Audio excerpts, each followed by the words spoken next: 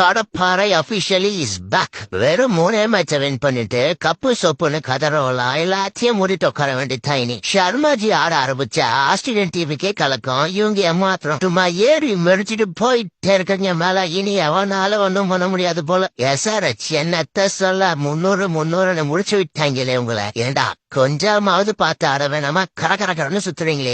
ஒப்புக்கு சப்பானி பவுலிங் கிட்ட அது வேலையாகும். எம்ஐ பவுலிங் கிட்ட அந்த பருப்பு வேகுமோட. டேசன் மட்டும் இல்லைன்னா 49 ரெக்கார்டை கண்டிப்பா இன்னைக்கு பிரேக் பண்ணிருப்பாங்க. கடைசியில அபினவ் மனோகரை கொஞ்சம் ஆடி கொடுத்ததால தான் இந்த ரன்னே வந்துச்சு. அவ்வளவுதான்டா அப்பா. சர்மாஜி ஃபார்முக்கு வந்துட்டாப்ல. ஊர்ல இருக்கிறதுலே படு பயங்கரமான பேட்ஸ்மேனே இந்த ஆளுதான். ஒரு 2 பால் டஃபா போட்டு கீழே நிறுத்தினா போதும். 3வது பால் ஆதாயத்துல பறக்குது. இந்த ஆள் பால பறக்க விடுறத பார்த்தா இவ்வளவு ஈஸியா சிக்ஸ் அடிக்க முடியும் தோணுது. இதுல ஸ்கை வேற பாங்கு வந்துட்டான். இஷான் கிஷன் சாரை பத்தி நான் என்னத்த சொல்ல. நல்ல பேரை வாங்குறேன்னு மும்பைக்கு கெட்ட பேரை வாங்கி கொடுத்துட்டாப்லையோன்னு தோணுது.